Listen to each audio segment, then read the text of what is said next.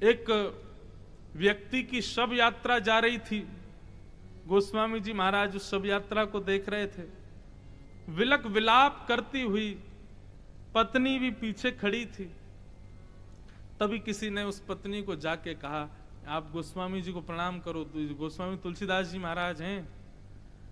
तो घूंघट करके विलकती हुई उस कन्या ने जाकर, उस महिला ने जाकर के गोस्वामी जी को प्रणाम किया। गोस्वामी जी तो शव को देख रहे थे, उनको पता ही नहीं कौन प्रणाम कर रहा था। जैसे नीचे देखा कि कोई प्रणाम कर रहा है, कोई माँ है, तो उन्होंने आशीर्वाद दिया, अनंत सौभाग्यवती भव। वो खड़ी होकर के बोली, महाराज मेरे पति की शव यात्रा जा रही हो और आप क्या आशीर्वाद दे रहे हो, सौभाग्यवती भव।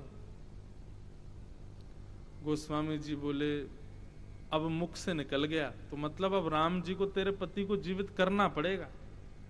और जैसे ही ये बात कही तो चलती हुई शव यात्रा में शव उठ करके बैठ गया, राम राम राम राम राम राम बोलने लग गया। गोस्वामी जी के प्रभाव से ऐसा प्रभाव हो गया महाराज गोस्वामी जी का, जिसको देख के जो बोल दें वो हो जाए। ऐसी गोस्वामी जी की कीर्ति हुई। परंतु अब जीवन का मुख्य उद्देश्य, लक्ष्य प्राप्त करना था। बस राम कब मिलेंगे, अब राघव का दर्शन कब होगा, बस यही मन की अभिलाषा, कब मुझे स्वीकार करेंगे। तब प्रसिद्ध कथा है, रोज गोस्वामी जी सुबह शौच आदि के लिए जाते थे। जल का प्रयोग करते, जो बच जाता उसको एक वृक्ष में डाल देते। अनंत वर्षों तक इस नियम का पालन करते रहे, तभी उस वृक्ष पर रह रहा ब्रह्म राक्षस मुक्त हो गया।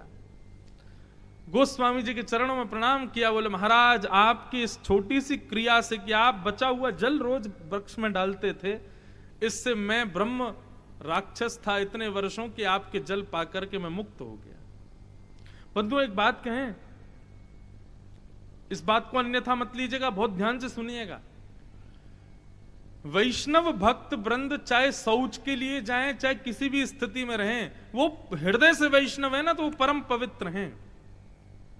हम संसारी लोग शौचादि निवृत्त होते हैं तो उस समय अपवित्र अवस्था में होते हैं।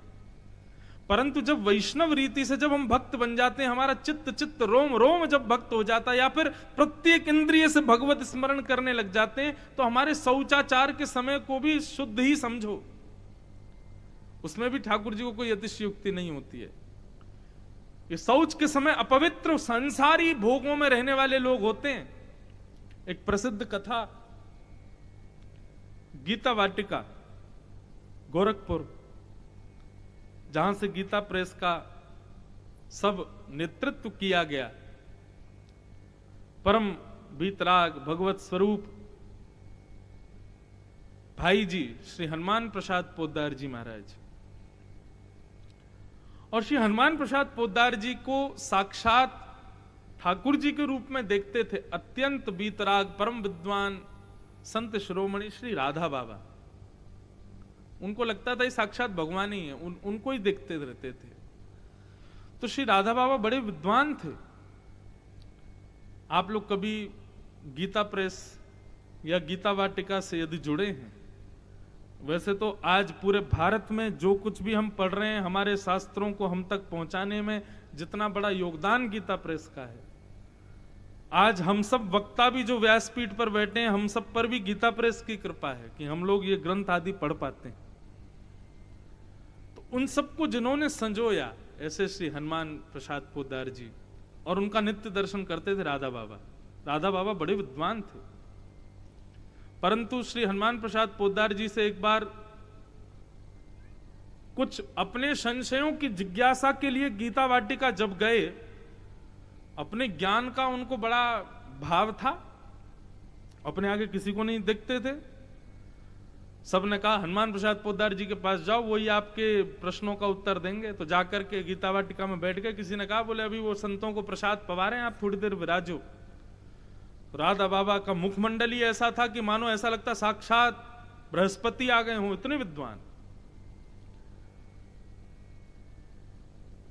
तो जैसे हनुमान प्रसाद पोद्दार जी उनके सामने आए, तो हनुमान प्रसाद पोद्दार जी ने राधा बाबा के चरणों के 10 उंगली, 5 इसकी 5 इसकी, 10 उंगलियों को अपने हस्त कमल की 10 उंगलियों से स्पर्श किया, प्रणाम किया, और जैसे ही स्पर्श किया, स्पर्श करते ही बाबा निशब्द हो गए, मौन।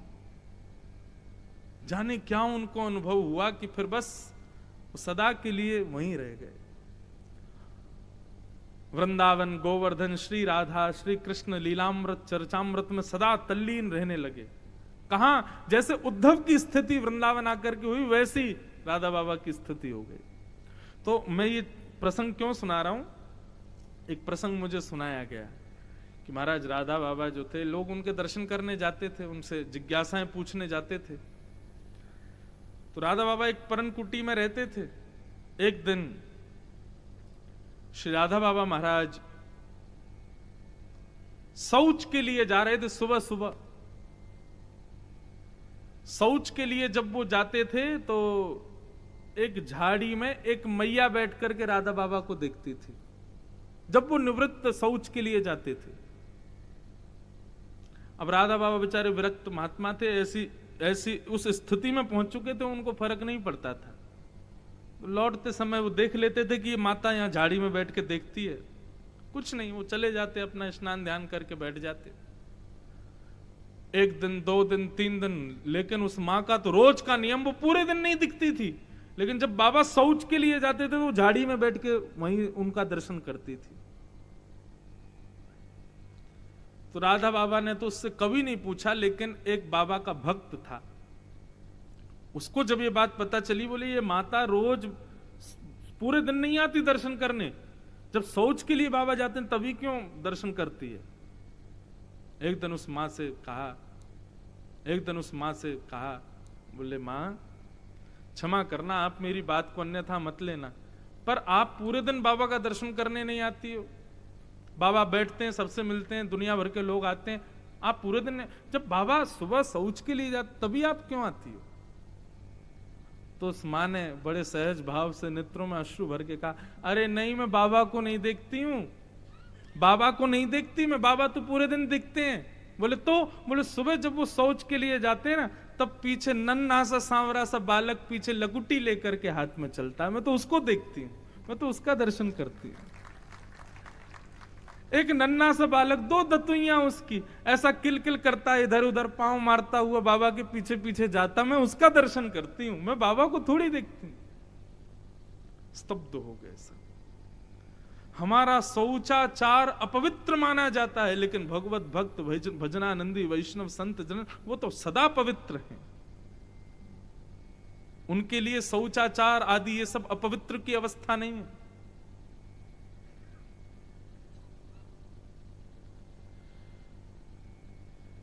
तो गोस्वामी तुलसीदास जी महाराज उस स्थिति में थे कि उनके शौच के बाद का बचा हुआ जल अपवित्र नहीं था। एक ब्रह्म राक्षस को मुक्त कर दिया उस जल ने।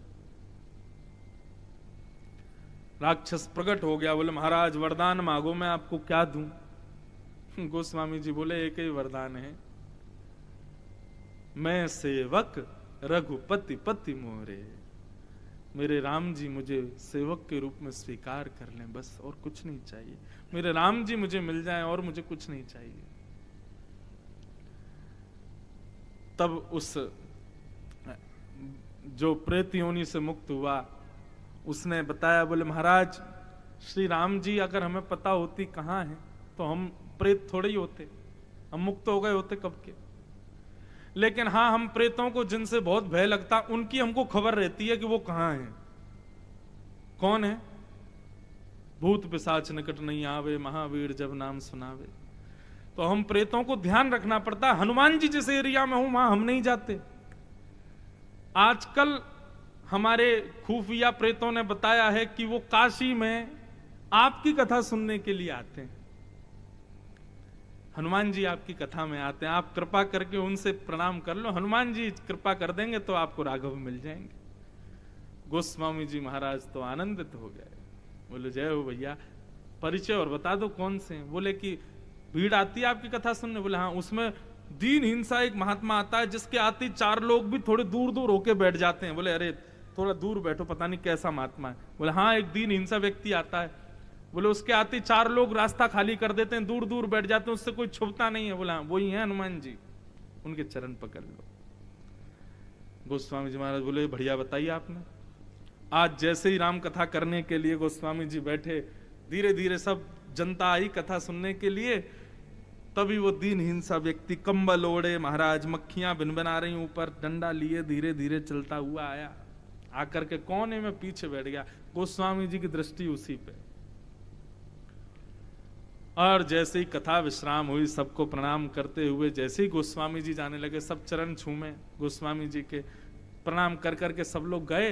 अब वो बाबा धीरे धीरे अपनी लाठी पकड़ करके उठे, जैसे उठ करके जाने लगा, गोस्वामी जी पीछे से गए और पीछे से जाकर के पीछे से ही अंक में भर लिया। बोले पकड़ लिया पकड़ लिया पकड़ लिया, अब नहीं जाओगे। अरे अरे अरे गोस्वामी जी आप मुझे स्पर्श मत करो, अरे अरे आप अपवित्र हो जाओगे महाराज, अरे महाराज ऐसे मत करो। बोले मैं सब जानना हूँ, ये नाटक छोड़ो, मैं सब जानता हूँ, आप कौन हो। बोले अरे अरे आप क्या कह रहे हैं, मैं कोई और नहीं, मैं तो दीनहीन सा बालक हूँ, आपकी कथा सुनने आता हूँ, महाराज ऐसे मत करो।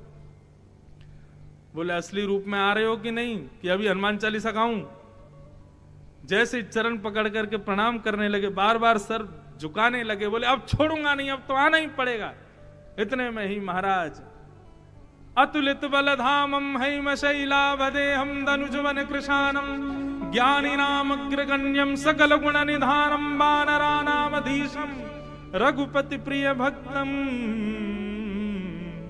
बात जातम नमा। अनंत बलवंत श्री हनुमान जी महाराज की प्रकट हो गए, और प्रकट होते ही उठाया गोस्वामी जी को, हृदय से लगा लिया। बोले जय हो। पहचान गए आप?